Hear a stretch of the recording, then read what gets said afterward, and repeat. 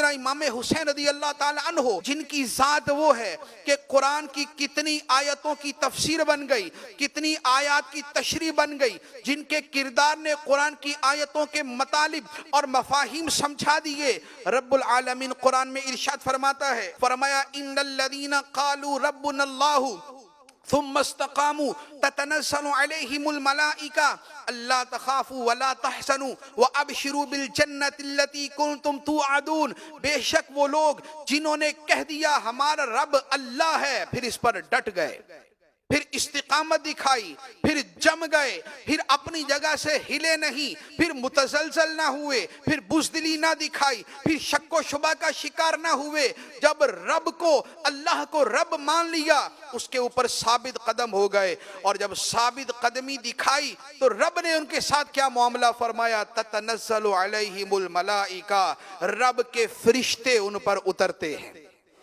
اللہ کے فرشتے ان پہ نازل ہوتے ہیں، اور وہ فرشتے کہتے ہیں اللہ تخافوا ولا تحزنوا، خوف نہ کرو اور غم نہ کرو، تمہیں جنت کی بشارت ہے جس کا دنیا میں تم سے وعدہ کیا جاتا تھا۔ امام حسین رضی اللہ تعالی عنہ کی ذرا آپ ثابت قدمی کو دیکھیے، میدان کربلا میں جو ثم استقاموا کا مظاہرہ فرمایا، اس کو ذرا اپنی آنکھوں کے سامنے لائیں کہ استقامت کسے کہتے ہیں۔ سامنے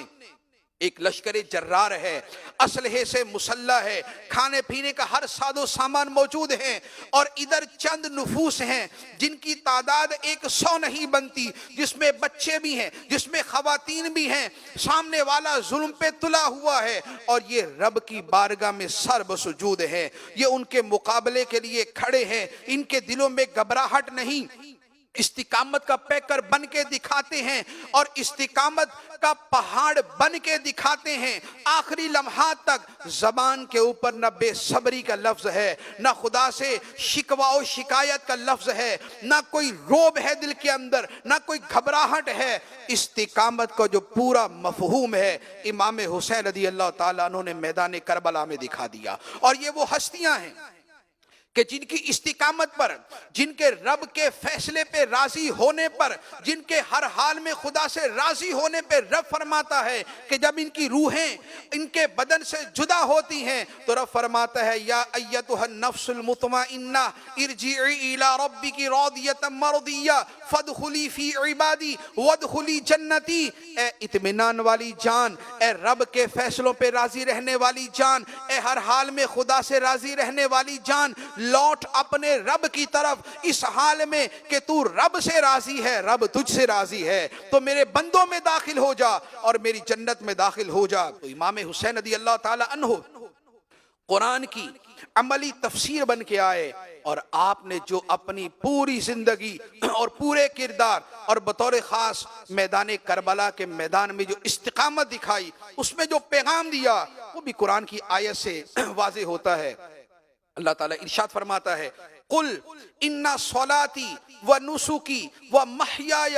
و مماتی للہ رب العالمین۔ اے حبیب تم کہہ دو بے شک میری نماز اور میری قربانی اور میرا جینا اور میرا مرنا سب اللہ کے لیے ہے جو تمام جہانوں کا پالنے والا ہے۔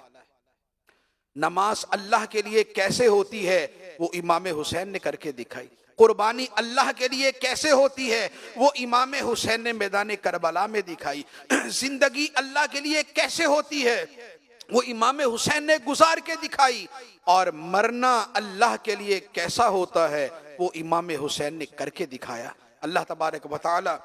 سیدنا امام حسین رضی اللہ تعالی عنہ اور آپ کے رفقا اور آپ کی اہل بیت اور آپ کی نسل پاک پہ کروڑوں رحمتیں نازل فرمائے، کروڑوں سلامتیاں نازل فرمائے، اور آپ کے نقش قدم پہ چلنے کی توفیق عطا فرمائے۔ آمین بجاہ النبی الامین صلی اللہ علیہ وسلم۔